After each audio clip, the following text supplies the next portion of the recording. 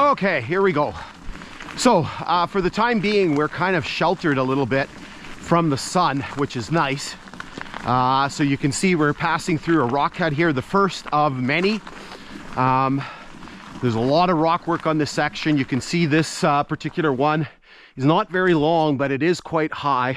I don't know how much they took out of here, but probably at least 20 feet, maybe a little bit more. You can see the very layered nature of the rock. Fairloch Creek is down there. So we got a pretty steep embankment here to the north side. For now, we're gonna turn. As we mentioned, we have to skirt around this mountain.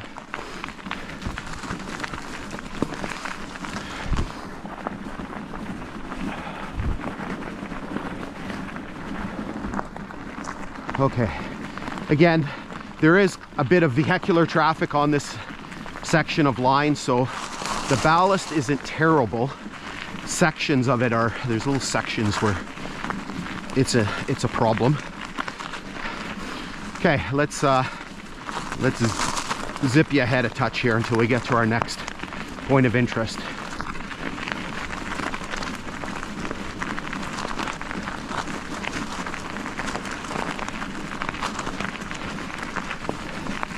Okay, so we've already done a mile because we have now arrived at the milepost 84 marker, full of its obligatory bullet holes, quite riddled with bullet holes.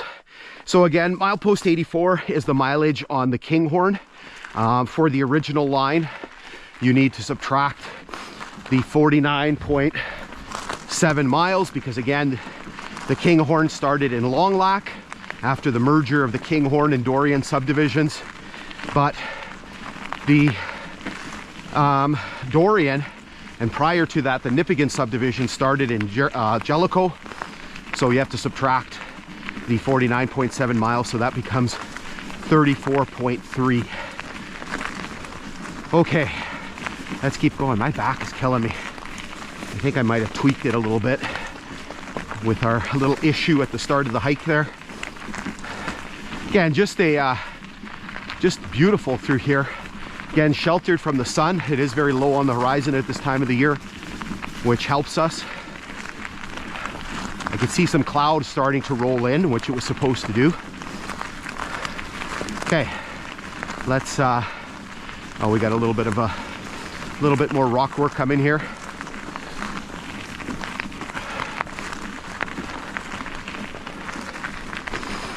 So you can see some ties over here.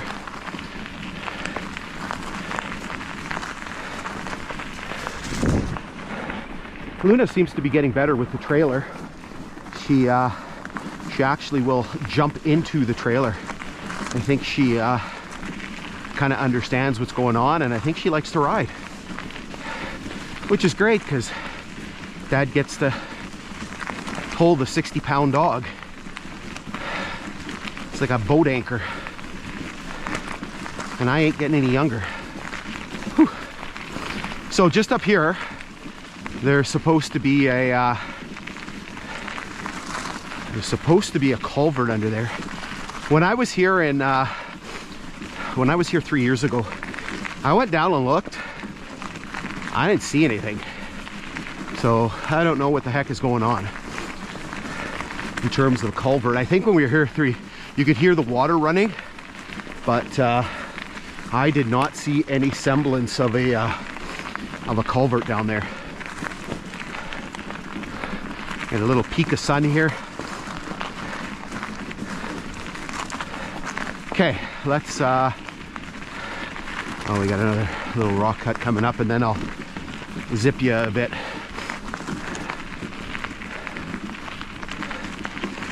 Got that fall smell in the air. My nose a little plugged up, just trying to get over a cold. This time of the year, every year I get sick. It's like clockwork. All the germs in the school catch up with me. I should put my gloves on. My hands are frozen. It's a little oh, there's a chipmunk. Dog saw that too. Going through a little cut here. It's got a little bit of rock work in it. Okay.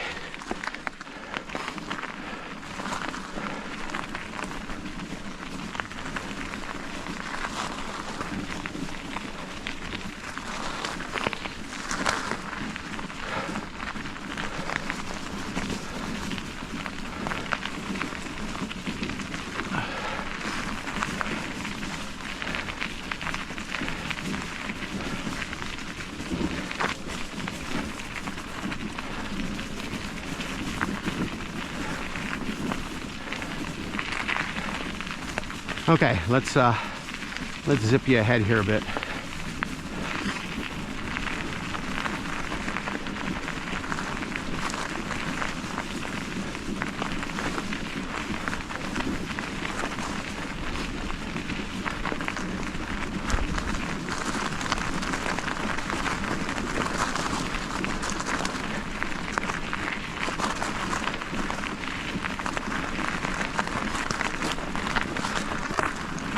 Okay, so we're starting to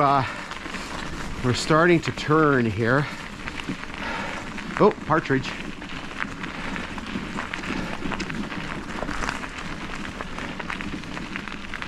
She's not flying at all.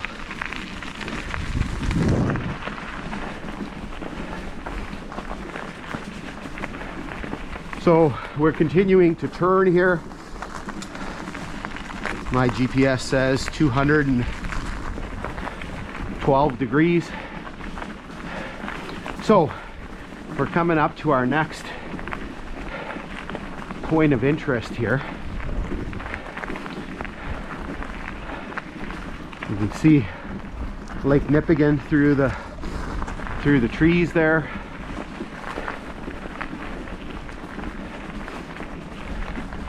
So where we are here is a place called Farlinger. I'm gonna pause just up here and talk to you a little bit.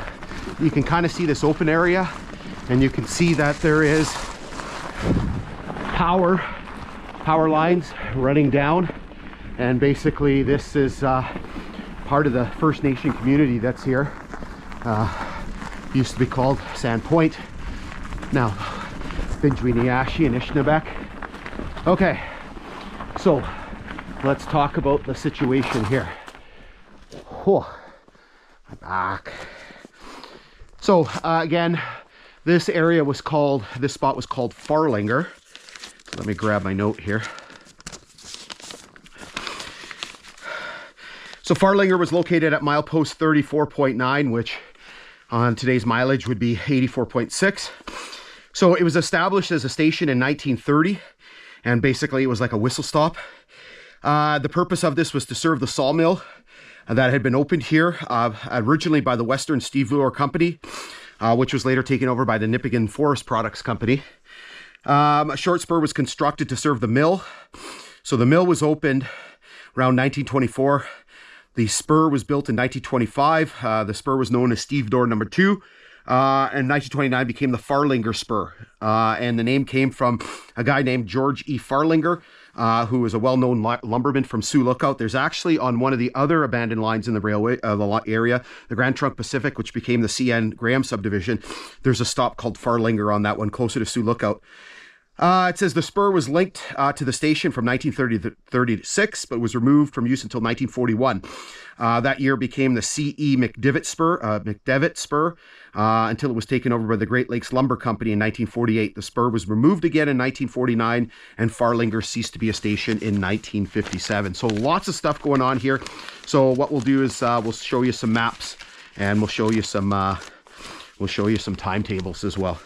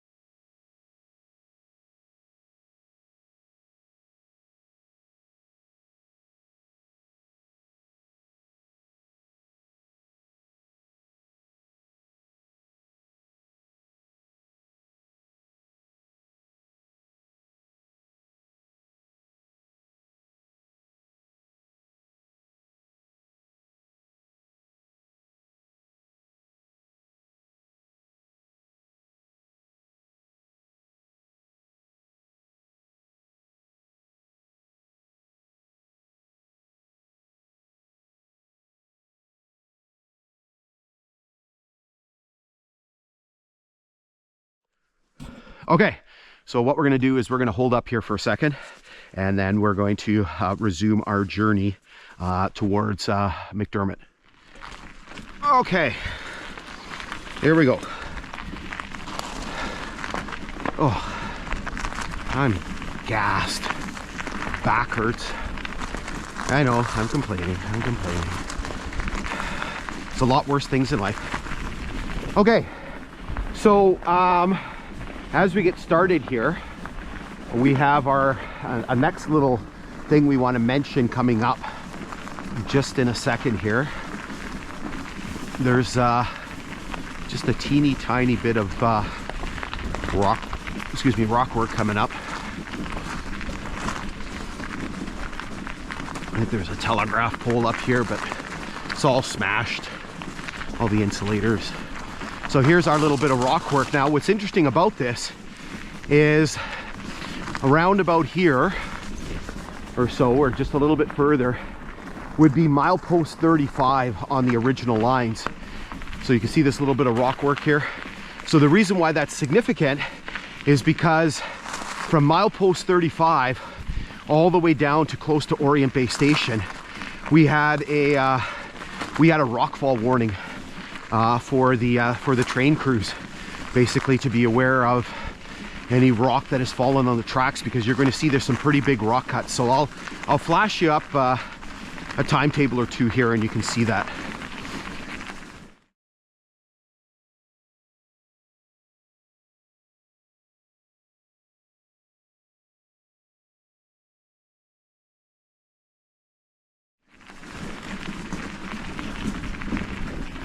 Okay, so this is, I think, technically milepost 35 here.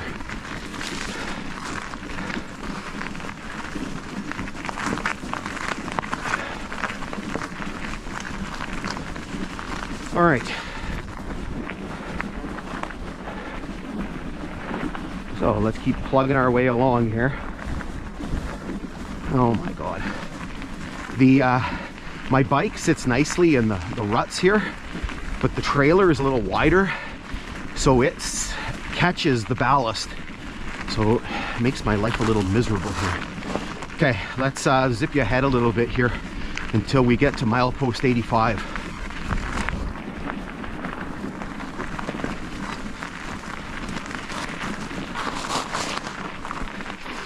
Okay, so I lied. I got something to look at first. So we do have a rock cut here. I pre-recorded this, worried about the fact that it may be washed out with the sun, but the sun hasn't hit it yet, so we'll continue to use this footage. So kind of interesting, you'll see a few of these, not sure what they are, some sort of picket, some sort of marker, not sure what for. Oh, yeah, my back is sore. I can just feel that tweak in my back. So this rock cut here is not particularly high, probably in the 10 to 12 foot range, maybe 10 feet here. Might get a little bit higher as we move along. You can see it's on both sides. The grade, again, very synonymous with the geography of this area. Again, we're skirting alongside Lake Nipigon, and of course you're going to get situations where you're going to come through rock. Here you're probably in the 12 foot range or so. You can see the very layered nature of the rock, right, where it's appears to be more of a sedimentary type rock, probably formed geologically with the bodies of water that were formed in this area, Lake Nipigon, etc. So here you can see it continues on. Again, you can see that layers of the rock, and of course this is our rockfall warning, right? You can see all pieces of rock have come off, again probably because the rock is a little bit softer. So again, you can see the lines, again probably 12 feet, maybe a little bit more. And here it starts to that's a TV. Here it starts to peter out. Okay, let's get ourselves to milepost 85. Oh. So it is starting to cloud over a little bit now, which might help us out.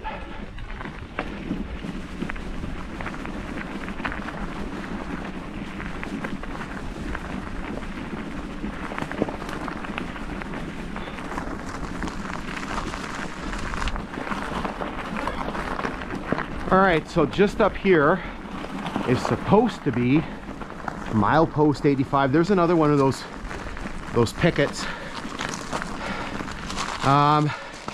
When I was here 3 years ago, back.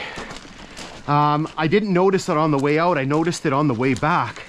It was the sign was kind of leaning over. I don't know if it's fallen over or if somebody has taken it. Oh my God. I don't see it. Okay, so what we'll do is we'll rehash some old footage here, and I'll show you the footage from 2021. You know, sometimes you just completely go by things. Totally didn't even notice this. The milepost 85 marker. I don't know what I was looking at, but basically there it is. Okay, so we're gonna hold up here momentarily. You can see the expanse of Lake Nipigon here. We're going to be getting into the bay, this initial part of this bay of Lake Nipigon, which is known as Pidgetawabik or Pidgetawabik Bay, and we'll continue on our way south.